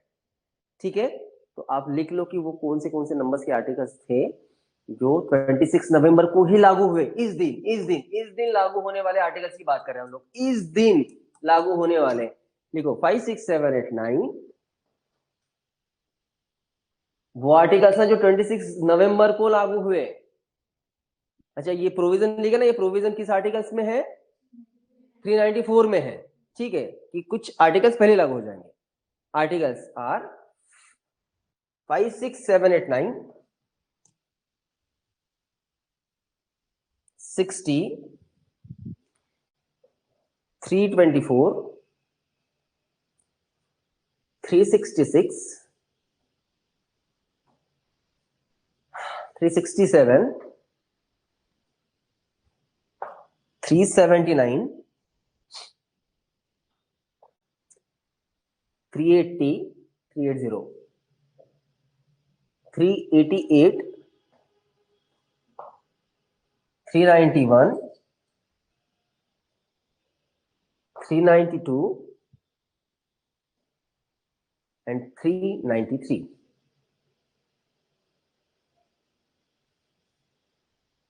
कैलकुलेट करो, 15 निकलेंगे शायद। ठीक है, सो इंडियन कॉन्स्टिट्यूशन के 15 आर्टिकल्स ये 26 नवंबर को ही लागू हुए। और देखो ना क्यों मैं इसको क्लियर करो एकदम से, इसीलिए क्योंकि सही में इनकी जरूरत है। जैसे जैसे आप इंडिया के सिटीजन हो ना? किसी को कोई डाउट नहीं है ना इधर उधर ऐसा कुछ नहीं ना? हाँ ठीक है, ओके। लेकिन उस समय में इंडियन सिटीजनशिप मिला नहीं था किसी को। जब कॉन्स्टिट्यूशन बन रहा था ना, तब इंडियन सिटीजनशिप किसी को अब मुझे बताइए, अब सब देश का पूरा प्रोग्राम ही तो नए से है। सरकार नहीं होगी भाई, देश हमारा होगा, हमारी सरकार होगी, हमारा कॉन्स्टिट्यूशन होगा, तो बकायदा हमें यहाँ इंडिया में रहने वाले लोगों को सिटीजनशिप देना पड़ेगा ना। अच्छा, ये हम ऐसे क्यों बोल रहे हैं? क्योंकि ना इंडिया के टोटल पॉपुलेशन से ना 2 टाइप की पॉपुलेशन निकल गई, और जो बची है पॉपुलेशन उन्हें हम लोग इंडियन सिटीजनशिप नहीं देंगे। कौन सी 2 टाइप की पॉपुलेशन निकल गई? एक पाकिस्तान में जिनको जाना था वो एक पॉपुलेशन निकल गई, और वो एक जो पिछले 180 साल से इस देश में रह रहे थे, ब्रिटिशर्स। अरे उनके तो कॉलोनीज थे ना, वो भी तो निकल गए। हम तड़का फड़का कभी भी इनको सिटीजनशिप नहीं दे सकते थे। क्यों? क्योंकि जब तक वो लोग नहीं जाएंगे जिन्हें पाकिस्तान में जाना है, जब तक वो ब्रिटिशर्स नहीं जाएंगे जिन्हें इंग्लैंड जाना है, हम ऐसे कैसे किसी को भी दे दें, है ना? तो लेकिन आपके कॉन्स्टिट्यूशन के हिसाब से आपको वोटिंग के राइट्स रहेंगे, आपको फंडामेंटल राइट्स रहेंगे, आपको बाकी भी बहुत सारी चीजें जो है वो रहेंगे। लेकिन ये सारी चीजें तो उन्हें मिलेंगी जो इंडिया के सिटीजन्स हैं। और मैं तो कह रहा हूं कि उस समय में इंडियन सिटीजनशिप किसी को मिला ही नहीं था, तो कैसे करे? गड़बड़ नहीं है? तो जो हमने लिखे 26 ऑफ नवंबर को जो 15 आर्टिकल्स लागू हुए, उसमें से 5, 6, 7, 8, 9 लिखे हो ना, सारे आर्टिकल्स सिटीजनशिप को लेके हैं, सारे आर्टिकल्स सिटीजनशिप को।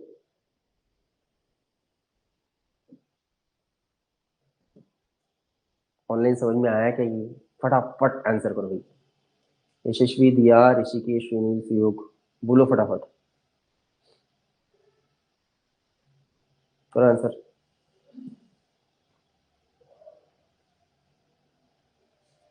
जैसे 60 आर्टिकल्स प्रेसिडेंट को लगेंगी, 324 आर्टिकल्स ओके बेटा आपका इलेक्शन कमीशन को लगेगा, है ना? तो सारे वो प्रोविजंस है ना वो जो जरूरी है, और इसलिए हमने उन्हें पहले लागू कर दिया। क्लियर? ठीक है, चलो अब नेक्स्ट आप देखते हैं कि जब कॉन्स्टिट्यूशन लागू हुआ, ठीक है बेटा, तो क्या सिनारियो था? पहली बात जैसे तभी हमने बात की कि हमारे इंडियन कॉन्स्टिट्यूशन या फिर कॉन्स्टिट्यूशन को लागू करने में या फिर पूरा काम खत्म होने में 2 years 11 months 18 days, इतना बड़ा पीरियड लगा।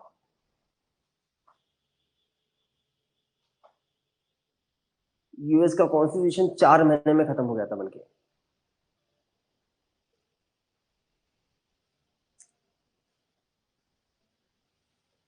लेकिन इन्होंने मतलब रोज रोज रोज वर्क किया, ऐसा तो बात नहीं है ना, है ना। इतना मतलब अगर हम लोग 9 दिसंबर से लेके 26 नवंबर तक, 9 दिसंबर 1946 से लेके 26 नवंबर 1949 तक का कैलकुलेशन करें तो 2 years 11 months एंड 18 days, ठीक है।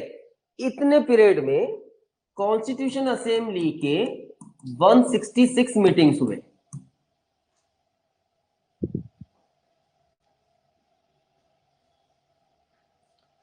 दूसरी बात, कॉन्स्टिट्यूशन असेंबली के टोटल सेशंस हुए 11,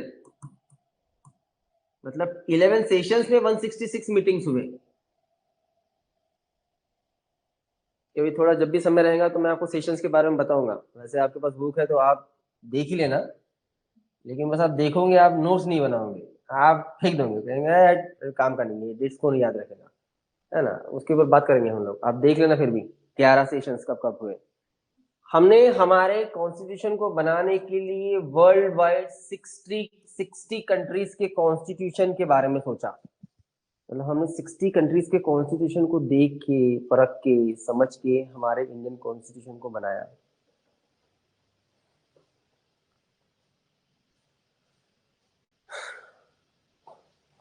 जहां कॉन्स्टिट्यूएंट असेंबली के 166 मीटिंग हुए थे, वही अगर हम लोग ड्राफ्टिंग कमेटी की बात करें तो ड्राफ्टिंग कमेटी के 141 मीटिंग्स हुए थे। कंफ्यूज नहीं होना है, कॉन्स्टिट्यूएंट असेंबली की मीटिंग्स अलग चले, ड्राफ्टिंग कमेटी के अलग चले, है ना। ड्राफ्टिंग कमेटी तो अलग काम करेंगे ना अपना, कॉन्स्टिट्यूशन बनाने का, ड्राफ्ट करने का।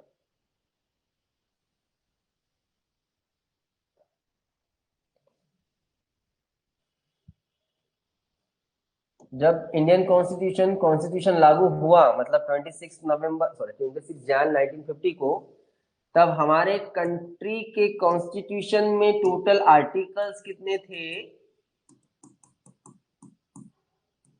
टोटल पार्ट्स कितने थे एंड टोटल शेड्यूल्स कितने थे, वो देख लेंगे।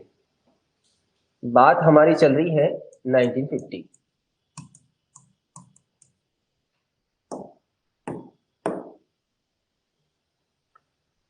तो 1950 को कॉन्स्टिट्यूशन में टोटल आर्टिकल्स थे 395। पूरा कॉन्स्टिट्यूशन 22 पार्ट्स में डिवाइड था एंड कॉन्स्टिट्यूशन में उस टाइम शेड्यूल थे 8। बात करेंगे क्या है पास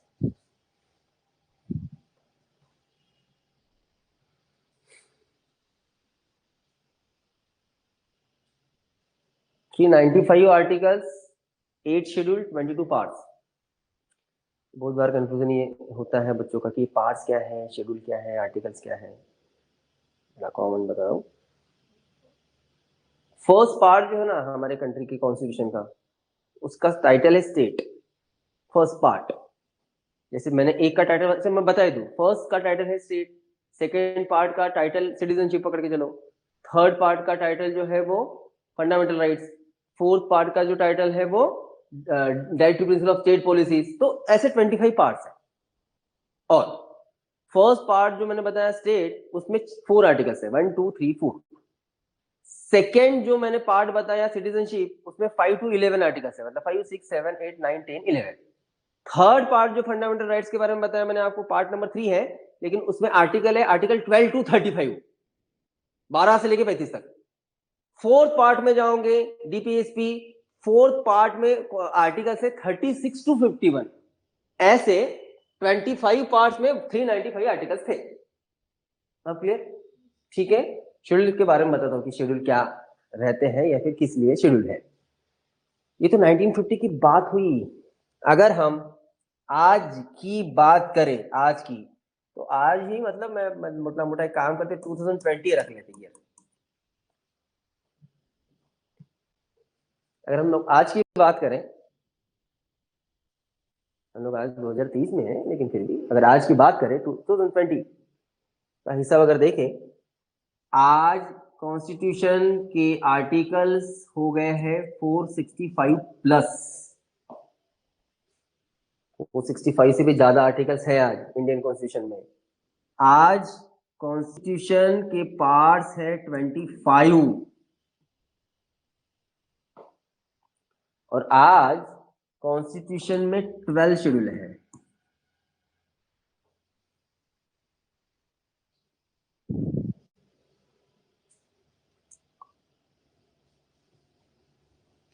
तो ये आर्टिकल्स भी बड़े, पार्ट्स भी बढ़ते हुए दिख रहे हैं शेड्यूल, मतलब कैसे, क्या ये तो ऐड हुए होंगे ना फिर, और ऐड हुआ है कॉन्स्टिट्यूशन में, मतलब कॉन्स्टिट्यूशन में क्या हुआ होगा, अमेंडमेंट, राइट, चेंजेस लाए गए, अमेंडमेंट किए गए, अमेंडमेंट करके सारी चीजें जो है वो ऐड हुई है, ठीक है। तो इतना बदलाव आज हमें मिल रहा है। तो 395 में से 465 आर्टिकल्स कैसे हुए हम लोग सामने देखेंगे, लेकिन एटलीस्ट ये पार्ट्स के 22 के 25 कैसे हुए एंड जो शेड्यूल है वो क्या है, वो चलो शेड्यूल क्या है पहले मैं बता, ये आपका क्लियर है ना, आर्टिकल्स एंड पार्ट्स पक्का सबको। शेड्यूल मैं बता दूं आपको, जैसे ठीक है, फर्स्ट शेड्यूल जो है वो स्टेट का ही है और वहां बकायदा सारी चीजें मेंशन है कि भाई हमारे कंट्री में 28 स्टेट्स है और उनके ये नाम है, 8 यूटीज है और इनके ये नाम है, ठीक है, ये सारा मेंशन है। चलो फर्स्ट का एग्जांपल लेके मतलब नहीं है, मैं आपको सेकंड शेड्यूल बताता हूँ। सेकंड शेड्यूल जो है इंडियन कॉन्स्टिट्यूशन का वो है सैलरी अलाउंसेस एंड प्रिविलेजेस। अब किसके, तो जैसे एग्जांपल प्रेसिडेंट के। अब प्रेसिडेंट पता है आपको कहाँ मिलने वाले हैं, प्रेसिडेंट आपको मिलने वाले हैं इन पार्ट्स में से 5th पार्ट में, और आर्टिकल में ढूंढने जाओगे तो आपको प्रेसिडेंट साहब मिलने वाले हैं 52 से लेके तो 62 तक, ठीक है। मतलब 52 ही आर्टिकल ऐसा है जो कंट्री के प्रेसिडेंट के बारे में बताता है कि हाँ भाई देश के लिए एक आपके राष्ट्रपति रहेंगे। सो आपको अगर प्रेसिडेंट को देखना है, प्रेसिडेंट के फंक्शंस देखना है, उसके पावर्स देखना है, उसका इलेक्शन प्रोसीजर देखना है, या फिर जो भी चीजें देखना है, तो आपको पार्ट नंबर 5 के 52 से लेके 62 के आर्टिकल्स को पढ़ना पड़ेगा। लेकिन अगर आपने ये देखना है कि प्रेसिडेंट को सैलरीज कितनी है, सैलरी कितने हैं, अलाउंसेस कितने हैं, स्पेशल प्रिविलेजेस है क्या है, तो क्या है, अगर वो देखना है तो आपको वो यहां नहीं मिलेंगे, आपको मिलेंगे शेड्यूल नंबर 2 में। तो शेड्यूल क्या कर रहा है ना, एक्स्ट्रा का इंफॉर्मेशन दे रहा है। और बता दो, सेंट्रल लिस्ट, स्टेट लिस्ट याद है, कॉन्करेंट लिस्ट, हमें inter state, sorry inter state बोल रहा हूं मैं, आपका सेंट्रल एंड स्टेट के रिलेशन देखना रहता है कि वो कैसे है, जो बिल्कुल भी अच्छी नहीं है। सेंटर एंड स्टेट के रिलेशन बिल्कुल भी अच्छे नहीं है। समझ के चलो कि एक मतलब फादर और बच्चे का रिलेशन जिस तरीके से है ना, बहुत बार अच्छा नहीं रहता ना, लड़की का, फादर एंड लड़की का रिलेशन बोल रहा हूं मैं, ठीक है। लड़कियां तो परी रहती है फादर की, तो मतलब है ना, कुछ प्रॉब्लम ही नहीं, लेकिन बेसिकली देखा जाता है कि किन का किन से पटता है, तो है ना, बच्चा जो है मतलब लड़का जो है जनरली उसका उसके फादर से नहीं पटता, उसको माँ से पट जाएगा, है ना। और लड़कियों का फादर से बड़ा अच्छा पड़ता है, तो बहुत बार ऐसा रहता है, क्लैशेस आते हैं, ठीक है, लड़का एंड फादर। तो वैसे ही हमारे सेंट्रल एंड स्टेट के रिलेशन बिल्कुल भी अच्छे नहीं है। लेकिन जब हम लोग रिलेशंस पढ़ते हैं तो हमें कुछ आर्टिकल्स देखना रहता है, लेकिन सेंट्रल लिस्ट में कितने सब्जेक्ट है और कौन कौन से हैं, स्टेट लिस्ट में कितने सब्जेक्ट है कौन कौन से हैं, वो आपको यहाँ नहीं मिलने वाले, आर्टिकल्स पार्ट्स में नहीं मिलने वाले। अगर उन्हें देखना है आप जाओ शेड्यूल में, शेड्यूल नंबर 7 में आपको मिलेंगे, आपको 7th शेड्यूल में मिलेंगे कि सेंट्रल लिस्ट में आज 98 सब्जेक्ट्स हैं और 1 से लेके 98 तक, भाई ये देखो ये इतने मतलब सब नाम लिखा है वहां पे कि ये आपको सब्जेक्ट मिलेंगे। क्लियर। तो बेसिकली शेड्यूल क्या कर रहा है ना, एक्स्ट्रा इंफॉर्मेशन, ठीक। 8th शेड्यूल लैंग्वेजेस, उसमें जिसमें 22 लैंग्वेजेस हैं, तो वो 22 लैंग्वेज के बारे में भी आपको जो मिलेंगे शेड्यूल में। अब क्लियर, शेड्यूल क्या है, ठीक है, ऑनलाइन बोलोगे बताओ, क्लियर है ये शेड्यूल वाला मामला, पार्ट्स वाला मामला।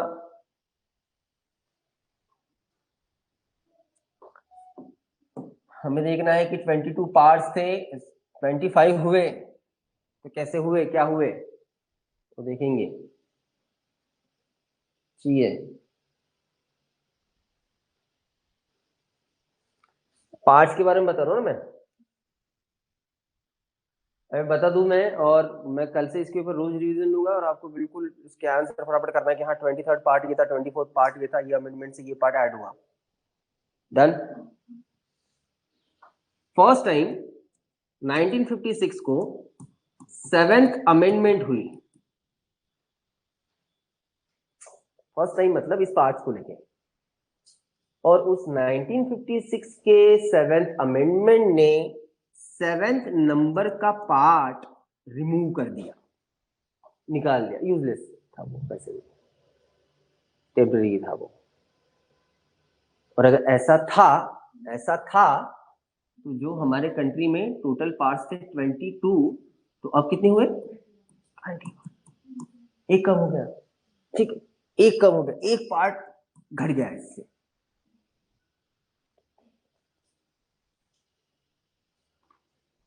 सामने 1976 अमेंडमेंट नंबर 42। भाई ये 42nd अमेंडमेंट जो है ना, वो सबसे पॉपुलर, लेकिन पॉपुलर कहना ठीक नहीं है। आपको पता है वर्ड, मतलब हम कहते हैं सुप्रसिद्ध, और एक वर्ड है कुप्रसिद्ध, जिसको गलत काम के कारण जाना जाता है, राइट? वही अमेंडमेंट इसे मिनी कॉन्स्टिट्यूशन के नाम से भी जाना जाता है। 42nd अमेंडमेंट को बहुत सारे चेंजेस लाए इस मिनी कॉन्स्टिट्यूशन ने, या फिर इस 42nd अमेंडमेंट ने, बहुत सारे। उन बहुत सारे चेंजेस में, बहुत सारे अमेंडमेंट में एक अमेंडमेंट पार्ट्स को लेके भी थे, और इस 42nd अमेंडमेंट ने बेसिकली दो पार्ट्स ऐड किए। एक पार्ट था 4A, सेकेंड था 14A। 4A and 14A। 4A deal करता है फंडामेंटल ड्यूटीज से, मूलभूत कर्तव्य। 1976 को ऐड होते हैं फंडामेंटल ड्यूटीज, पहले से नहीं थे। और 14A जो है वो डील करता है ट्रिब्यूनल्स, प्राधिकरण। 14A ट्रिब्यूनल्स, प्राधिकरण। ट्रिब्यूनल्स क्या रहते हैं क्या नहीं, चलो बात कर लेंगे। समझ के चलो कि अगर कोई भी मैटर अगर हमने ज्यूरिडिक्शन के पावर्स के बाहर रखा, ज्यूरिडिक्शन मतलब आपका supreme court, high court, lower court जो भी है, अगर हमने कोई भी मैटर को ज्यूरिडिक्शन के पावर्स के बाहर रखा, तो फिर उस मैटर को सॉल्व कौन करेगा? क्वेश्चन है ना भाई। अगर वो मैटर कोर्ट नहीं जाएगा तो फिर सॉल्व कौन करेगा? तो उसे सॉल्व करने के लिए अपॉइंट होते हैं ट्रिब्यूनल्स, प्राधिकरण। उसमें एक चेयरमैन रहेंगे, उसमें कुछ मेंबर्स रहेंगे। हो सकता है कि वो रिटायर्ड सुप्रीम कोर्ट या हाई कोर्ट के जजेस ही रहे, लेकिन उन्हें वो काम सौंप दिया जाएगा कि भाई आप इस मैटर को सॉल्व कर दो। समझ में आई क्या बात? जो बॉडी सॉल्व करेंगे ना, उसे कहा जाता है ट्रिब्यूनल्स। ठीक है, जैसे मैं आपको बता दूं, वाटर रिवर मतलब रिवर वाटर डिस्ट्रीब्यूशन का कोई भी केस सुप्रीम कोर्ट या फिर हाई कोर्ट में नहीं जा सकता, वो ज्यूरिडिक्शन पावर्स के बाहर है। तो हमारे कंट्री में तो बहुत सारे रिवर्स को लेके डिस्प्यूट है, वाटर डिस्ट्रीब्यूशन को लेके। जैसे 1969 का डिस्प्यूट कृष्णा रिवर का या फिर कावेरी रिवर का।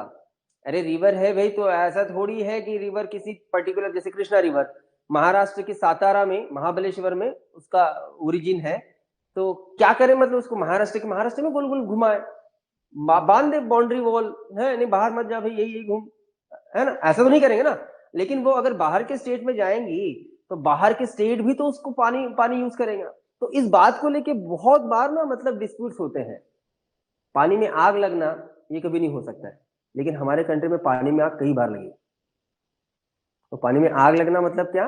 स्टेट्स के बीच के रिलेशन खराब होना। ठीक है, बहुत बार हुआ है, बहुत बार। और रिवर वाटर डिस्ट्रीब्यूशन का मैटर कोर्ट नहीं जाता, लेकिन अगर नहीं जाता तो फिर सॉल्व कौन करेगा? ट्रिब्यूनल्स। उसके लिए इन द सेंस, ये वो तो एग्जांपल है, मैं आपको बताया, लेकिन यहाँ पे कुछ स्पेशल ट्रिब्यूनल्स थे, ये मैं इसके बारे में बात मैं आपको बताऊंगा। 14 ट्रिब्यूनल्स को लेके था। अगर यहाँ पे दो पार्ट ऐड हुए हैं, तो अब बताइए पार्ट्स कितने हुए? अब 23।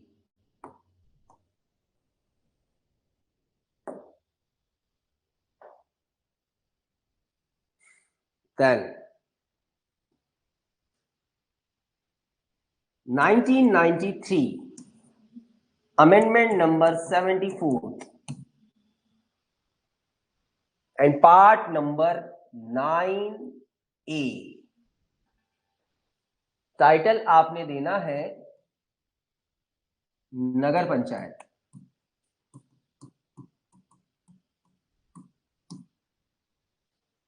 कॉर्पोरेशन।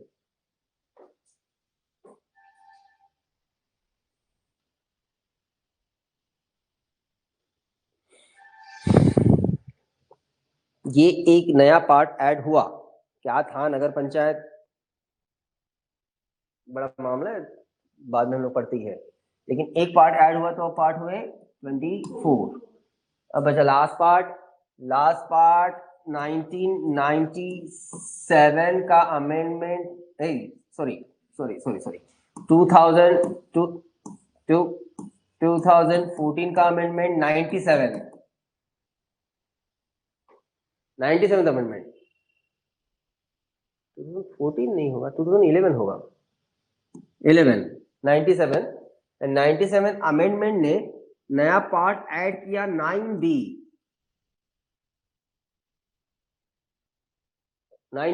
और 9B का टाइटल है कोऑपरेटिव सोसाइटीज।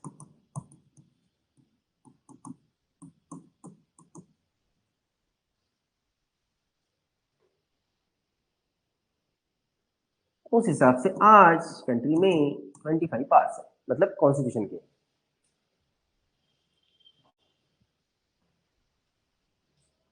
डन 22 थे। 1956 7th अमेंडमेंट 7th नंबर का पार्ट रिमूव कर दिया गया, 21 रहे। 42nd amendment 1976 4A fundamental duties, 14A tribunals add हुए तो 23 पार्ट्स हुए। देन 1993 74th अमेंडमेंट नगर पंचायत 24 पार्ट्स हुए।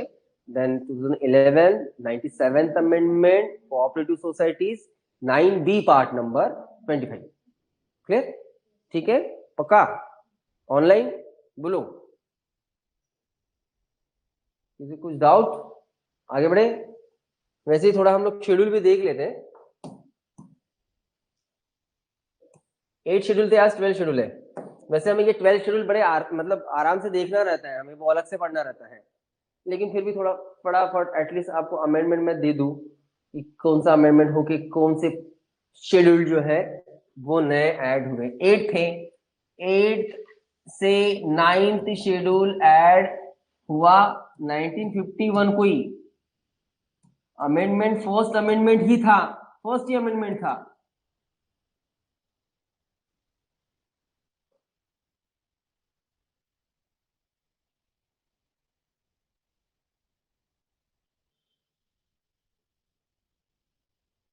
आप उसे टाइटल दीजिए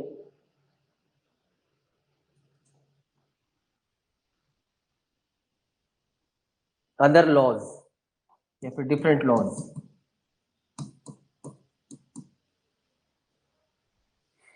जिसे हम ऐसा अच्छा नाम दे रहे, अदर लॉज डिफरेंट लॉ। मैं इस 9th शेड्यूल को नाम देता हूं कचरा पेटी। ये मैंने दिया हुआ उसका नामकरण है, मैंने किया हुआ उसका नामकरण। क्यों उसे कचरा पेटी कहते हैं क्या नहीं, हम देखने वाले हैं। देन अब चलो, अब 9th शेड्यूल हुए, फिर 10th schedule 1985 and amendment number 52nd amendment. 10th schedule 1985 को 52nd अमेंडमेंट, और ऐड हुआ जो है 10th शेड्यूल वो है anti defection law.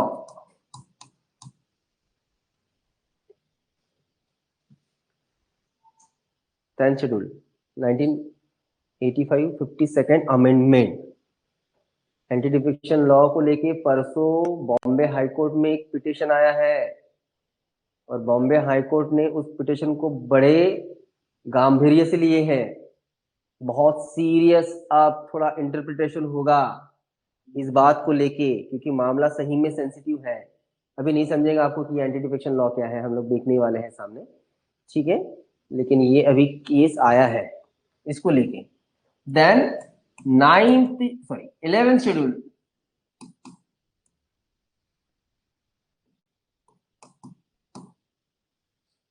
Hmm, 1993 amendment number 73rd, title दीजिए पंचायत राज।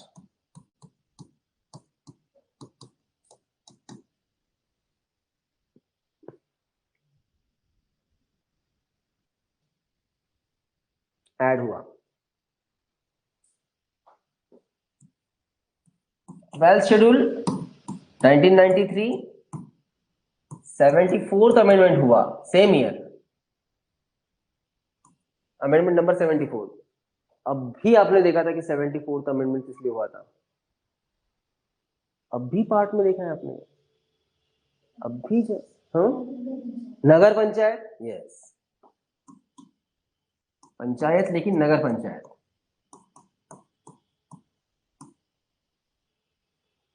तो इस हिसाब से 8 से लेके हमारे कॉन्स्टिट्यूशन के शेड्यूल ये 9 तक आ गए।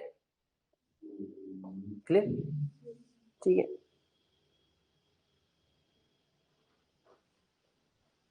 अब ये फिर भी बहुत जनरल इंफॉर्मेशन हमने देखे हैं। अब लगभग फिर मेकिंग ऑफ कॉन्स्टिट्यूशन यहाँ पे फिनिश होता है, बस हमें थोड़ा सा क्रिटिसिज्म देखना रहता है कि कॉन्स्टिट्यूशन को लेके क्या क्रिटिसाइज किया गया, और उसके बाद देखने रहते हैं स्पेशल फीचर्स क्या है इंडियन कॉन्स्टिट्यूशन के, वो एक बहुत इंपॉर्टेंट बात रहती है। ठीक है, तो हम लोग देखेंगे, लेकिन मैं आपको फिर से बता दूं, आप मतलब ये जो सब्जेक्ट है ये बिल्कुल भी आसान नहीं है, आसान है ऐसा भी नहीं, हाँ बहुत इंटरेस्टिंग है, आसान से अच्छा हम लोग ये वर्ड यूज करेंगे, इंटरेस्टिंग बहुत है, लेकिन अगर आपने कोई लेक्चर मिस कर दिए तो उससे सामने वाले लेक्चर का लिंक लगना बहुत मुश्किल हो जाएगा ना, बहुत मुश्किल। तो थोड़ा सा छुट्टी संभाल के एटलीस्ट, चलो ठीक, अभी हमारे पास बहुत अच्छा प्लेटफॉर्म है कि गलती से अगर ना आपके एग्जामिनेशन या फिर प्रॉब्लम चल रहे हैं तो है हमारे पास वो प्लेटफॉर्म की सारे वीडियो रिकॉर्डेड है, आपको थोड़ा समय निकाल के देखना पड़ेगा, लेकिन देखना पड़ेगा नहीं तो नहीं लिंक लगेगा। ठीक है, पॉलिटी को सीरियसली लेना है, सीरियसली लेना है। हिस्ट्री हम तो घूम घाम के लॉलीपॉप खा के भी पढ़ लेंगे, कोई प्रॉब्लम नहीं, पॉलिटी के समय में ऐसे नहीं। ठीक है, चलो बाकी हम लोग कल